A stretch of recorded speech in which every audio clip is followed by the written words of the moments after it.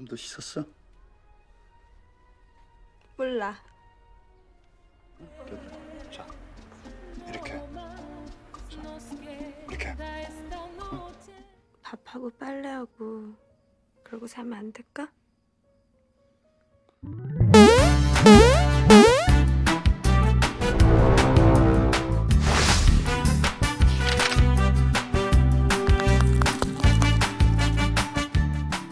Halo guys, apa kabar kalian? Kembali lagi di sini bersama gue IPD. Kali ini gue bakal ngebawain alur cerita film dari Korea dengan judul A Moment to Remember. Film ini rilis pada tahun 2004, mengisahkan perjuangan seorang pria yang berjuang untuk menyembuhkan istrinya dari penyakit yang dideritanya. Di sini istrinya mengidap penyakit Alzheimer alias lupa ingatan. Dan film ini juga merupakan film yang cukup romantis sekaligus menguras air mata tiap kali menontonnya. Tapi sebelum kita mulai ke videonya, jangan lupa like dan subscribe-nya. Dan follow juga Instagram IPD Film, linknya gue taruh di deskripsi. Oke guys, langsung aja kita ke videonya. Di awal film terlihat seorang wanita cantik yang berada di stasiun kereta api. Kelihatannya wanita itu sedang menunggu seseorang, karena terlihat ia sedang memegang 2 buah tiket untuk berangkat. Dan wanita itu bernama Sujin. Lalu ia tampak gelisah dan pergi dari tempat itu sambil menangis, karena orang yang ia tunggu tak kunjung datang.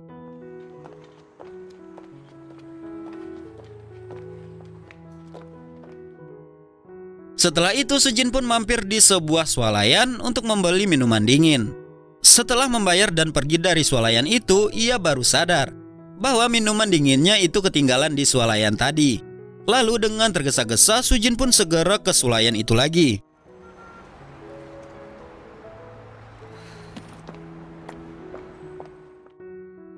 Nah, di depan pintu swalayan, Sujin berpapasan dengan seorang pria yang baru saja ingin keluar dari swalayan tadi. Pria itu memegang minuman dingin yang mirip dengan yang Sujin beli tadi. Tanpa rasa ragu, Sujin pun mengambil minuman itu dan langsung meminumnya di depan pria itu. Pria itu sendiri bernama Chulso. Chulso yang melihat akan hal itu pun hanya bisa heran dan sedikit tersenyum.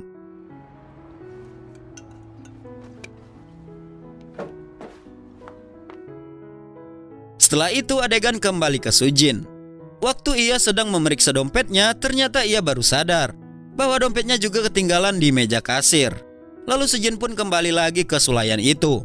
Sesampainya di sana, karena mas-mas kasirnya melihat Sujin, ia pun langsung mengeluarkan dompet dan minuman Sujin yang ketinggalan.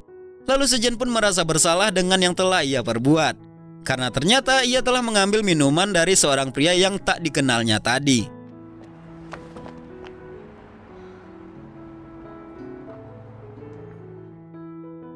Kemudian sesampainya di rumah, ibu Sujin menyambut Sujin dengan hangat akan kepulangan Sujin.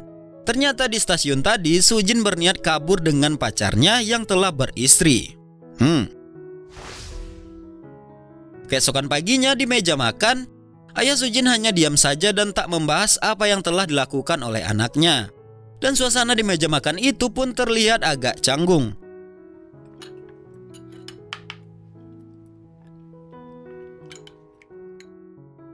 Selanjutnya, karena gosip Sujin yang menjadi pelakor pun tersebar sampai di kantor baru Sujin. Lalu entah ada angin apa, Sujin pun telah berbaikan dengan ayahnya. Terlihat Sujin meminta maaf kepada ayahnya karena telah membuat malu nama keluarga. Ayahnya pun memaafkan Sujin dan melupakan apa yang telah Sujin perbuat. Wah, coba aja kalau di Indonesia, mungkin sudah dihapus tuh si Sujin dari kartu keluarganya.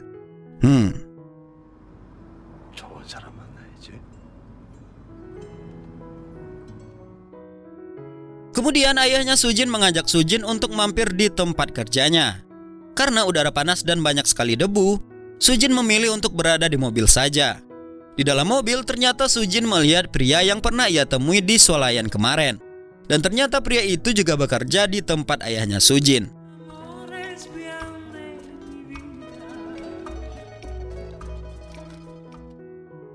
Lalu Shin memperlihatkan Sujin yang menelpon ayahnya. Sujin meminta ayahnya untuk menyelesaikan permasalahan yang ada di kantornya untuk merenovasi tempat ruang kerja tersebut. Ayah Sujin pun dengan senang hati membantu Sujin. Lalu memperingatkan Sujin bahwa orang yang bakal ia utus adalah orang yang sangat keras kepala dan kasar. 웬만하면 남자 직원들 보고 상대하라 그래. 알았지? 어? 걔 아주 험하다. Singkat cerita, tibalah waktu Sujin menyambut kedatangan orang yang diutus oleh ayahnya. Dan ternyata orang yang diutus ayahnya itu adalah Chulso, pria yang ia temui di Sulayan kemarin. Terlihat Sujin sangat malu dan membuang muka ketika melihat Chulso. Saat Chulso bekerja pun, Sujin hanya bisa melihatnya dari jauh saja.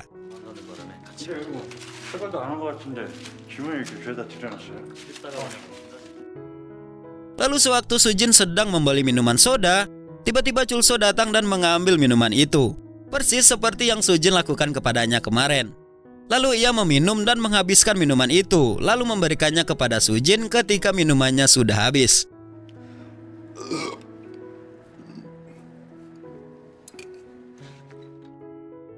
Sepulang kerja, Sujin pun hanya bisa tersenyum dan tertawa mengingat kejadian tadi. Kemudian di saat Sujin yang hendak memberhentikan taksi, tiba-tiba tas Sujin dijambret oleh seseorang.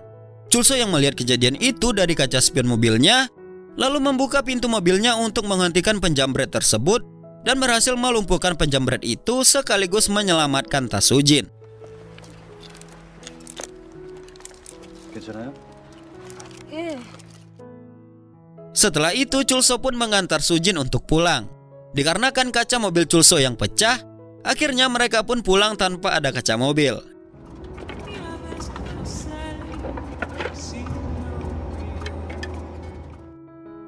Kemudian di suatu malam, Sujin bersama temannya pergi ke tempat di mana Chulso berkumpul bersama temannya juga. Akan tetapi di saat semua orang di sana sedang asik mengobrol, Sujin dan Chulso hanya diam saja tanpa berbicara sepatah kata pun. 뚫어지겠다. 그만 좀 봐라. 잉? 야, 김수진! Karena ulah mereka membuat suasana menjadi canggung. Lalu teman-teman Sujin dan teman-teman Chulso pun pergi. Dan ternyata walaupun mereka hanya berdiam saja, rupanya di bawah meja tangan mereka berdua sedang berpegangan tangan begitu eratnya.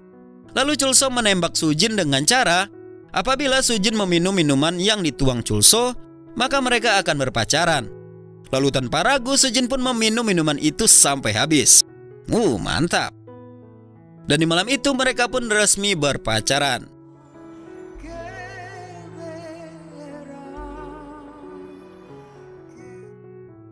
Di saat itu juga terlihat mereka banyak menghabiskan waktu bersama.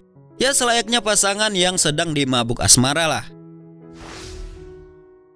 Setelah itu terlihat Sujin yang mengikuti ujian arsitek dan memakai pakaian yang telah dibuat khusus untuk Chulso.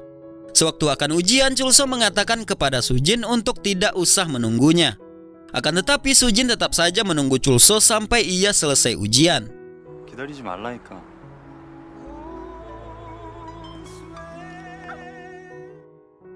Kemudian scene berganti ketika ayah Sujin melihat Sujin seperti orang yang sedang jatuh cinta. Sang ayah meminta Sujin untuk membawa pria tersebut ke hadapannya. Sujin yang kebingungan pun hanya menjawab pria itu bekerja sebagai arsitek. Dan tentunya ayahnya sangat excited sekali karena sangat berkaitan dengan pekerjaannya. Ayahnya pun tak sabar ingin bertemu dengan kekasih anaknya itu. 데려와봐. 아빠가 모든 거 다 해결해 줄게. 어? 알았지? Lalu Sujin pun bertemu dengan Chulso dan mengajaknya bertemu dengan ayahnya. Tentu saja Chulso tidak mau, dikarenakan ia merasa tidak pantas menjadi menantu dari bosnya itu. Dan setelah itu terlihat Sujin terus mengikuti Chulso dan membujuk Chulso. 여기 기억나? 안 나? 몰라? Selanjutnya di saat makan malam di sebuah restoran, Sujin sedang membicarakan sebuah pernikahan dengan Chulso. Tiba-tiba keluarga Sujin datang. Dan ternyata hal ini telah direncanakan oleh Sujin sebelumnya.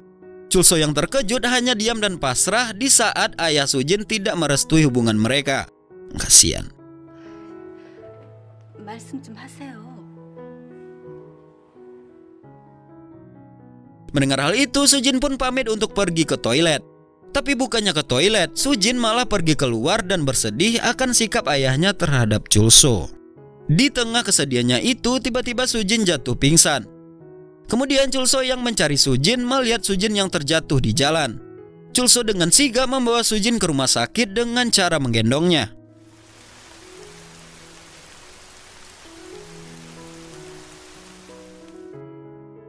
Setibanya di rumah sakit, ayah Sujin tertegun akan Chulso.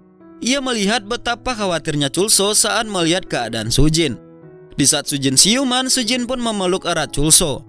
Ayahnya yang melihat kejadian itu pun akhirnya merestui hubungan mereka. Hore!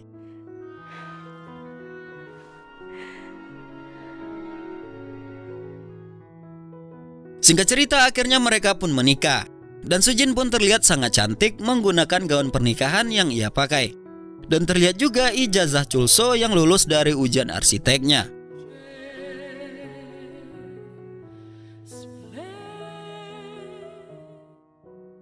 Kemudian ada adegan di mana Sujin lupa mematikan kompor di dapur di saat Sujin akan mandi dan hampir mengakibatkan kebakaran di rumah mereka.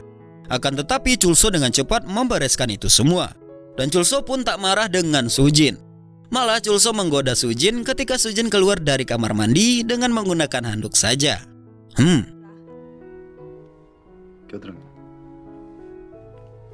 씻은 것 같아. Selanjutnya hari demi hari pun mereka lewati dengan bahagia. Mereka berdua tampak bahagia dan sukses dengan karir yang telah mereka jalani saat ini. Setelah itu, di saat Sujin yang sedang mengobrol dengan teman-temannya, Sujin menceritakan bahwa sekarang ia mulai merasakan lupa dan tak ingat jalan menuju rumahnya. Teman-temannya Sujin yang mendengar itu hanya tertawa saja dan menganggap Sujin pasti hanya bercanda saja.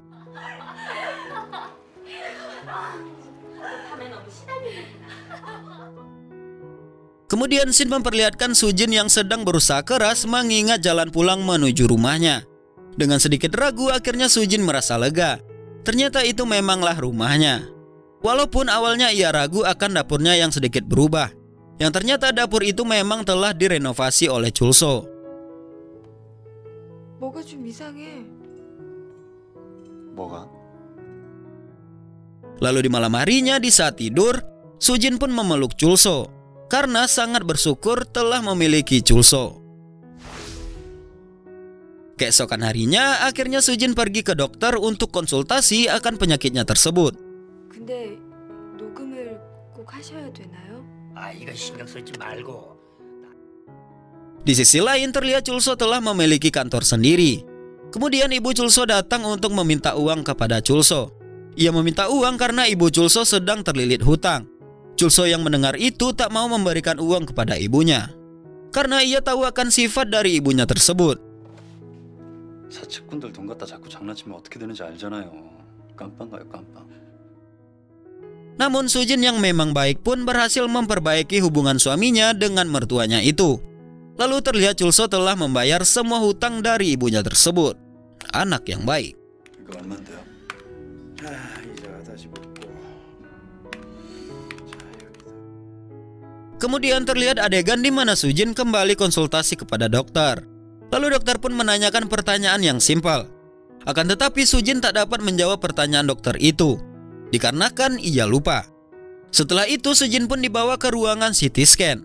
Kemudian dokter meminta kembali lagi minggu depan. 질문들이 이래요? 아무 말 말고 내가 묻는 말에 대답이나 하세요. Setibanya di kantor, Sujin melihat mantannya yang sekarang menjadi atasannya. Lalu Sujin pun pergi. Di malam harinya, Chulso sangat heran akan tingkah laku istrinya. Di malam itu, Chulso terlihat khawatir akan kondisi istrinya yang seperti orang yang sedang kebingungan. Lalu Chulso menanyakan bagaimana hasil dari pemeriksaan Sujin dari rumah sakit. Sujin menjawab bahwa ia akan kembali minggu depan ke sana. 이거 다 채우려면 얼마나 걸릴까? Nah, seminggu kemudian Sujin kembali datang ke dokter dan menanyakan kondisinya. Dengan berat hati, dokter mengatakan bahwa Sujin saat ini mengalami penyakit Alzheimer. Dan dokter menyarankan supaya Sujin harus berhenti bekerja. Mendengar hal itu tentu saja membuat Sujin menjadi syok. Di saat perjalanan pulang, Sujin pun hanya bisa menangis. Dia sangat sedih bahwa ia mengalami penyakit itu di saat ia masih dalam usia yang sangat muda. Dan dia sangat cantik tentunya.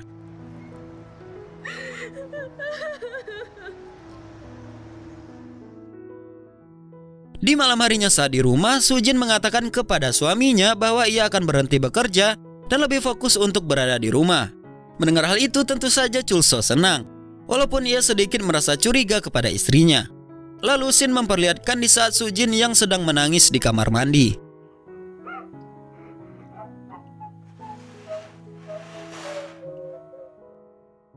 Scene pun berganti pada pagi harinya, di saat Sujin yang tengah mempersiapkan bekal untuk suaminya. Akan tetapi di saat Chulso membuka kotak bekalnya, ia heran. 2 kotak bekal itu hanya berisi nasi saja. Dan tentu saja Chulso dan teman-temannya heran akan hal itu.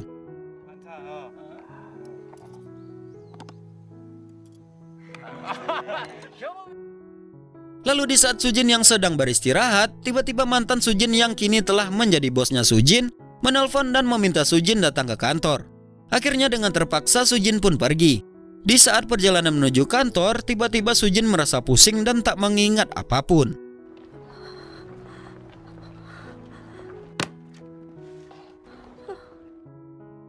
Untung saja ada seorang petugas yang datang untuk menuntun Sujin. Lalu terlihat mantan Sujin mendapati Sujin, dan mereka pun mengobrol di sana. Dan entah kenapa ingatan Sujin pun kembali. Ia pun dengan cepat mengambil taksi dan lalu pergi. 수진아. Setelah itu scene pun berpindah, di mana Chulso pergi ke dokter yang menangani penyakit istrinya. Chulso pun syok mendengar apa yang dikatakan oleh sang dokter akan kondisi istrinya saat ini. Chulso emosi kepada dokter, dan di saat itu pula seorang perawat lain datang untuk menghentikan Chulso. Perawat itu pun berkata bahwa istri dokter itu meninggal karena penyakit yang sama. Aduh, sedih nih. Kemudian terlihat Chulso hanya bisa terdiam dan tak bisa berkata apapun setelah mendengar hal tersebut. 받아들일 건 받아들여야지. 그걸 어떻게 하라고. Lalu Chulso pun mencari istrinya itu. Akhirnya ia mendapati istrinya berada di tempat orang bermain baseball. Chulso berkata bahwa ia akan selalu berada di sisi Sujin dan akan selalu menjadi ingatan Sujin.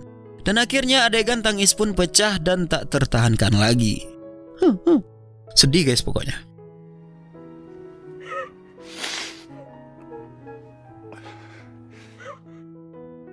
Keesokan harinya terlihat rumah mereka dipenuhi dengan tulisan-tulisan maupun gambar akan mereka. Ya semacam memo gitu. Chulso juga membuat tanda pengenal yang dipakai oleh istrinya, supaya orang yang melihat bisa mengetahuinya. 난안 것 같아. 좋아 좋아. 오늘 일찍 와. Lalu ayah Sujin yang mendengar akan kondisi anaknya itu meminta untuk membawa anaknya pulang. Dan tentu saja Chulso menolaknya, karena biar ia sendiri saja yang merawat Sujin. 제가 데리고 삽니다. 제발 좀 고집 좀 피우지 마라. 그만하십시오. Tak lama kemudian Sujin keluar dari kamarnya dengan kondisi pipis di celana. Chulso yang melihat istrinya itu dengan cepat membawa istrinya kembali masuk ke kamar. Sambil menahan tangis, Chulso pun membersihkan istrinya dengan pakaian yang ia pakai. Duh, sedih guys.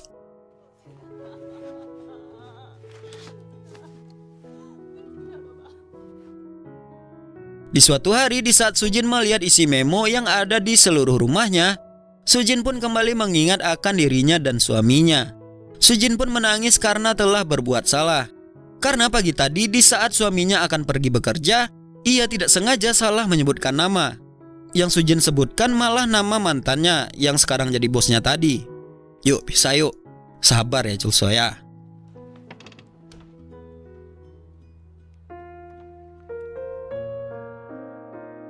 Setelah itu Sujin pun berniat akan pergi dan menuliskan selembar kertas untuk suaminya.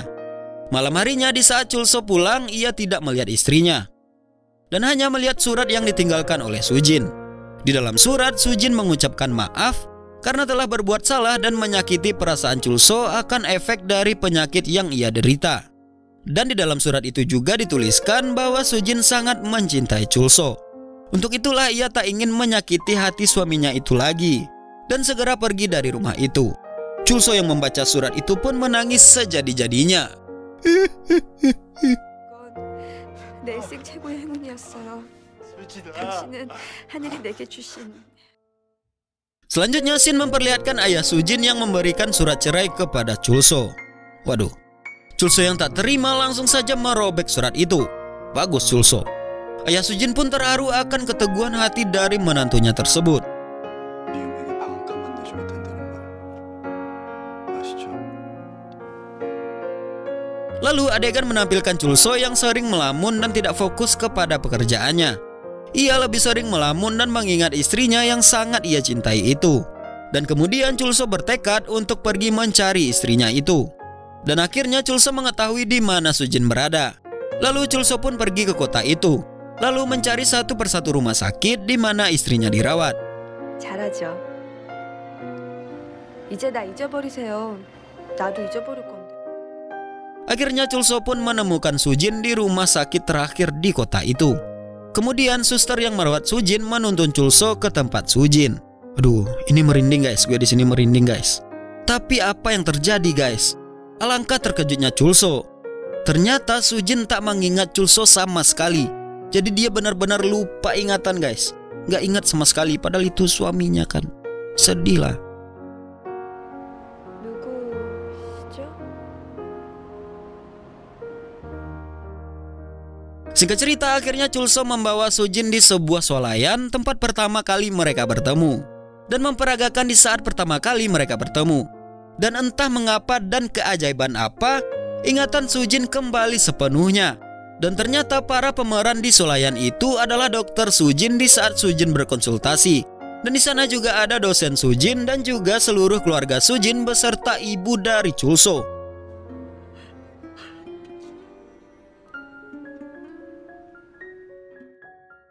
Sujin pun terbawa haru. Ternyata semua keluarga maupun dokternya berada di tempat itu. Setelah itu mengetahui ingatan istrinya telah kembali, Chulso dengan segera membawa istrinya itu. Lalu di saat perjalanan, Chulso berkata bahwa ia sangat mencintai istrinya itu. 사랑해.